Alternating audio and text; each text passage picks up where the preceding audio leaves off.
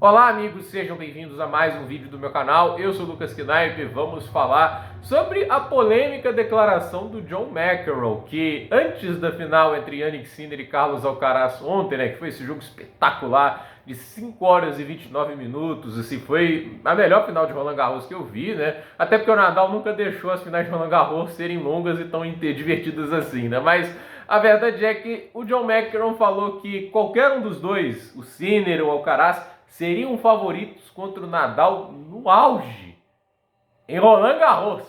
Assim, ele soltou essa, né? Como diria o Casimiro, o Miguel meteu essa, né?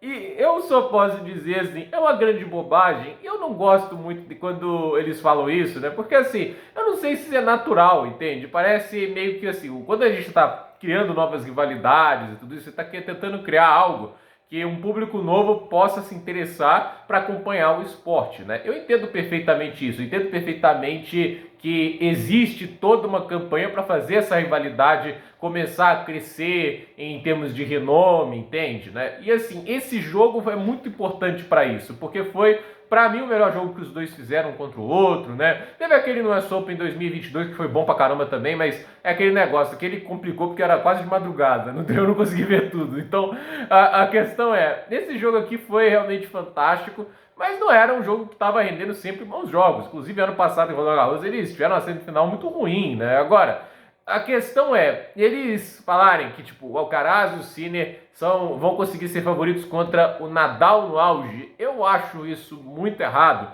Até olhando para os torneios que eles fazem, eu vou falar uma coisa, vocês acreditam que Rafael Nadal, no seu auge, iria perder uma final 2-0 acima em Roland Garros? Vocês acham que o Rafael Nadal deixaria cair um set para o Damir Dzumhur em Roland Garros? Entende o que eu estou querendo dizer? Eu acho que se a gente for comparar, eu tenho 3 Roland Garros aqui que o Nadal ganhou sem perder sets, 2008, 2010 e 2017, né? Em 2017, o Rafael Nadal ganhou na final do Stanislas Wawrinka 6-1, 6-3, 6-2. Acho que foi esse placar.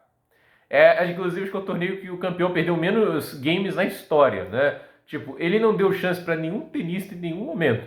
O Rafael Nadal, em 2008, ganhou na final do Roger Federer de 6-1, 6-3, 6-0. Essa foi a final de Roland Garros de 2008, do Nadal contra o Federer. Isso em 2008, era o Federer ainda no seu auge, era na época, se não me engano, o número 1 do mundo. Então, o que eu quero dizer com isso aqui é simples, entende? Você comparar os dois agora, que são realmente tenistas fantásticos, os melhores da atualidade, contra o Nadal no auge de Roland Garros, cara, eu acho isso muito errado, né? Tipo, meio que você tenta reduzir tudo que o Nadal fez. O Nadal ganhou 14 títulos em Roland Garros. Se a gente parar para pensar, o Alcaraz, assim, em termos de derrotas em Roland Garros, né? Ele já perdeu pro Zverev, ele já perdeu pro Djokovic, entende? Ele já tem algumas derrotas em Roland Garros ali. Tipo, para ele conseguir superar o Rafael Nadal, ele teria que ir até o fim da carreira dele sem perder em Roland Garros mais, entende? Ontem ele teve que salvar 3 match points, né? Tipo, eu não acho que o Alcaraz é tão absurdo no saibro como o Nadal foi, entende? O Nadal perdeu 4 jogos na sua carreira em Roland Garros, e assim, ele tava já com 38, que foi esse jogo contra o Alexander Zverev, né? Aí você tem 2 pro Djokovic, né? 2015, que era a pior fase do Nadal, né? Até aquele momento da carreira dele, e 2021, né? Que aí ok, né? Tipo, enfrentando o Djokovic também, tipo, um tenista muito acima da média, né? É um dos melhores da história, se não o melhor. E teve a derrota pro Soderling em 2009, né? É tudo que a gente tem de derrota do Nadal. O Nadal nunca precisou jogar 5 sets numa final de Roland Garros. Foram, assim, 14 finais, ou ele ganhou 3-1 ou ganhou 3-0. E, assim, várias vitórias dominantes contra vários tenistas, assim, que estão na primeira prateleira do tênis. Ele, em 2020, fez um 6-0, 6-2, 7-5 no Djokovic. Entende? Falar que o Sinner e o Alcaraz iam ganhar desse cara no auge, eu acho muito errado, né? Porque eu acredito assim, que as pessoas olham para a velocidade que esses dois jogam, realmente, jogam muito rápido e tudo isso, mas falar que só por isso eles vão ganhar dos caras do Big Three, eu acho um erro que já foi até comprovadamente provado mentira, pelo fato de que eles já enfrentaram esses caras, né? Porque assim, ok, o Nadal nunca enfrentou o Sinner nesse auge dele, né? Tipo, isso a gente pode até argumentar dessa forma, mas ele enfrentou o Alcaraz em 2022, o Alcaraz já estava lá no nível de tênis muito bom lá naquela época, já estava atropelando muita gente, né? E assim, na semifinal todo mundo achou, o Nadal não vai dar jeito de ganhar esse jogo. E deu, ele ganhou aquele jogo, numa quadradura inclusive. Tudo bem que hoje a quadradura, se a gente parar para pensar, o Alcaraz está tendo mais dificuldade, mas ele ganhou do Alcaraz lá. E, por exemplo, o Djokovic, há 2 anos atrás, os 36 anos de idade, ganhou dos dois em sets diretos na ATP Final. 6-3, 6-2 contra o Alcaraz na semifinal e duplo 6-3 contra o Sinner. Então, assim, há pouco tempo atrás, aos 36 anos de idade, o Djokovic ainda estava ganhando deles. Então, o Djokovic ganhou do Alcaraz ainda esse ano. Ou isso aos 37 anos lá na Australian Open. O que eu quero dizer é, a gente não está muito cedo para comparar os caras, falar que eles já são melhores do que as melhores versões dos tenistas do Big Three.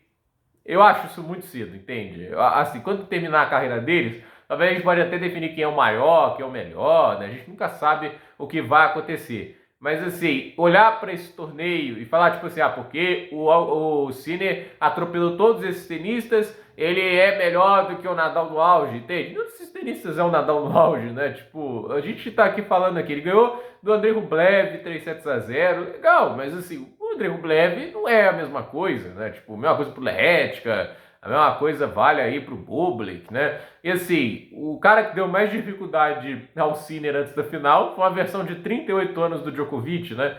Isso já mostra o quanto esses caras do Big Three já são absurdos, né? Porque mesmo nessa idade os caras ainda são competitivos. Assim, esses caras dominaram o tênis até chegar aos 36 anos de idade, né? Não tem como a gente saber se o Alcaraz e o Sinner vão fazer isso. Entende? Isso que pra mim é a grande dúvida. E tá muito longe ainda, 13, 12 anos, né? A gente ainda vai ter muitos anos desses caras no auge. E a gente não sabe aí quem que vai surgir no tênis para bater de frente com eles, né? A gente tem o Draper melhorando, o Musetti também, vai ter agora o João Fonseca, o Menzi, que tem muita gente surgindo, que pode acabar fazendo frente, não se sabe. Nesse período a curto prazo, a tendência é esses caras continuarem ganhando os principais torneios, até porque se a gente para pensar, nos últimos 6 Grand Slams, 3 pro Alcaraz, 3 pro Jannik Sinner. A questão é, comparar esses caras, né, no momento atual, nessa atual conjuntura, a tenistas que eles nunca enfrentaram na vida, que são as melhores versões dos outros dois, né? Eu nem falo do Federer aqui, porque, coitado, o Federer já aposentou há tanto tempo, né? Agora, eu acho que essas comparações, elas são ruins, porque é aquele negócio, você não está ajudando eles, entende? Você acaba trazendo mais antipatia, esse tipo de coisa, esse tipo de declaração, né? Porque toda vez que os caras tiveram uma derrota boba, como foi a do Alcaraz lá com o Tugofan, aí eles vão lembrar desse tipo de declaração e isso vai atrair hate desnecessário. É isso que eu acho. Deixa os caras serem quem eles são e vamos ver a carreira que eles vão construir. Eles têm potencial para ser isso. Para mim, o cara já é uma lenda do tênis. O cara jogou 5 Grand Slams, ele já tem 2 Grand Slams a mais que Wawrinka e Murray, né? Então, assim, o Alcaraz já tem um currículo maravilhoso e ainda vai construir mais. Então, deixa o cara construir esse currículo. Antes de a gente pensar em ganhar 24, 22, 20 Grand Slams, entende? Tipo, antes deles chegar num patamar tão absurdo desse, vamos esperar e ver como eles constroem a carreira, porque até lá vai levar muito tempo, né? Para passar o Federer, são 16 Grand Slams. Então ele teria que ganhar todos os Grand Slams 4 anos em sequência, entende? Só para você ter ideia de chegar no Federer. E ainda vai estar concorrendo com o Sinner, aí tipo assim, vocês dividem igualmente isso, né? Aí são 8 anos, e deve demorar muito ainda pra gente parar pra pensar que eles vão igualar o patamar de grandeza desses caras ainda. Talvez um dia chegue, mas eu acho que essas comparações no momento, elas não são legais, entende? E eu acho que são erradas. Eu não consigo colocar e falar assim, cravar, olhando o nível dos dois ontem, que jogaram muito bem, falar que esses caras iriam vencer o Rafael Nadal no auge dele, né? Tipo assim, porque o Nadal, quando perdeu, nunca foi a melhor versão dele em Roland Garros, seja 2009, seja 2015, inclusive, muito mal o ano todo, né? 2021 ele não estava fazendo um super ano, ele até ganha Roma, mas tem que salvar match point, puxar Shapovalov, né? Então assim, aquele ano de 2021 eu conseguia perfeitamente ver o Nadal perdendo como aconteceu, né? Tipo, o jogo foi maravilhoso, o jogo dele contra o Djokovic, mas assim, não foi o maior choque da minha vida ver o cara perdendo ali, porque ele não estava voando como já esteve em outros anos. Então assim, eu acho que as pessoas, elas vão obviamente fazer comparações com os maiores, e esses caras têm potencial para isso, mas ainda é cedo demais. Eu não consigo cravar nesse nível que eles iriam chegar perto de ameaçar o Nadal, porque o Nadal no auge, como eu disse, ele fez o Federer ganhar 4 games numa final. É esse tipo de nível que o Nadal produzia no seu auge. Então, gente, por esse vídeo é isso. Dúvida nos comentários, deixe seu like, se inscreva no canal, compartilhe esse vídeo e até o próximo vídeo.